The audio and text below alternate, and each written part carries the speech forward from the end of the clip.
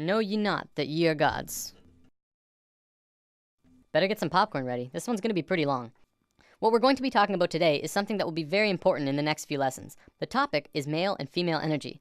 From there, we'll be talking about left brain and right brain, then the new children, and bring it full circle. Ready? Deep breath.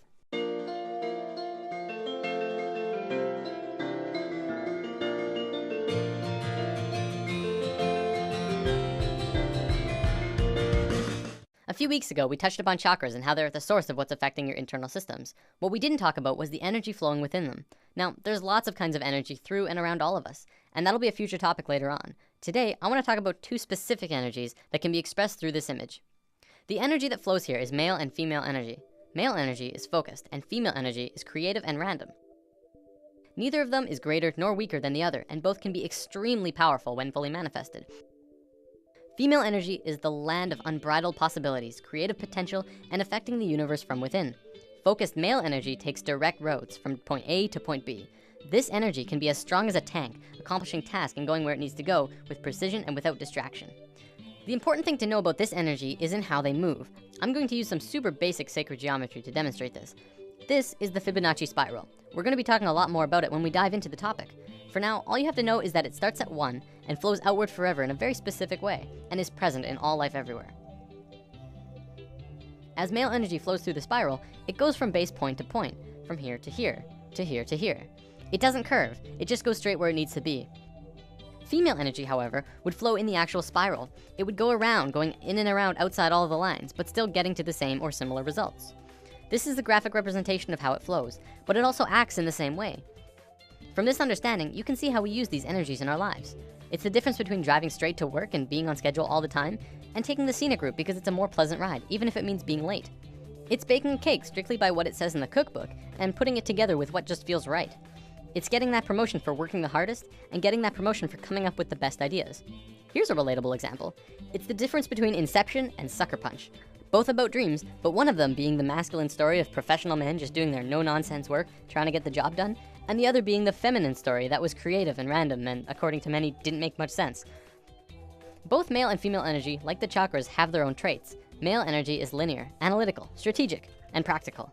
However, when male energy is constricted, it is very blundering and confrontational, and what tends to occur is not seeing all sides of a situation, or not being open to any other possibility other than the one being pursued. You can see a lot of that in today's society. Most commonly, we call it being closed-minded. Female energy, on the other hand, moves in curves. It does not stay inside the lines. It is creativity and movement and expression and emotion. It can do anything and go anywhere, but it has trouble sticking to schedule. If constricted, it can get out of its flow, running rampant between emotions and mood swings and ideas. The creativity could get jumbled and come out as an out-of-control mess. We don't have this widespread issue in today's society.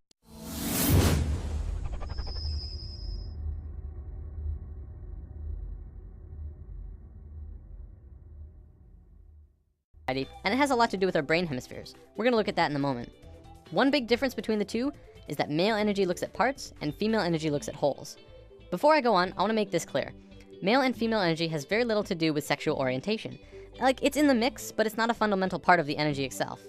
For example, if you look at the shape of male and female bodies, men have straighter bodies, women have curvier bodies. We'll probably come back to this in a lesson down the road.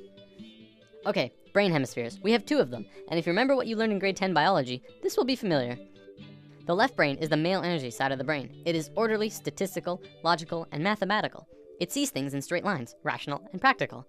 The right brain is the female energy side of the brain. It is our creative side, a free spirit. It is passion and experience of taste and feeling, movement and art. As is the same with the energy, the left brain cannot make sense out of the right brain. You cannot put feelings and expressions within boxes. They must be felt to be truly experienced. The right brain, too, cannot make sense about how the left brain understands things.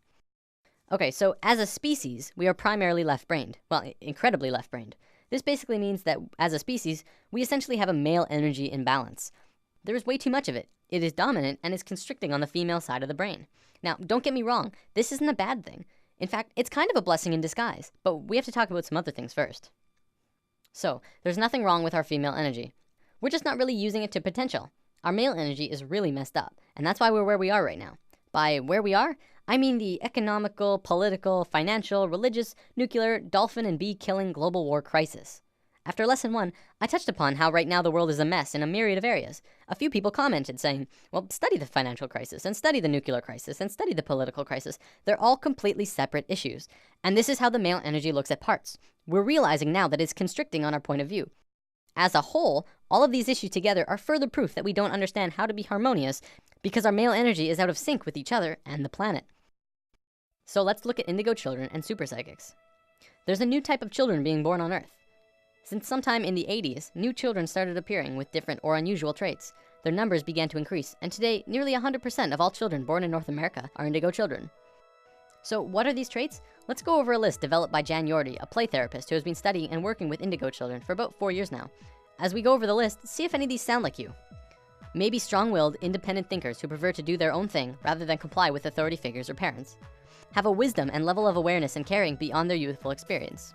Traditional parenting and discipline strategies don't appear effective with these children. If you try and force an issue, a power struggle is the typical outcome. Energetically, indigos are vibrating at a much higher frequency, so they can get scrambled by negative energy easier.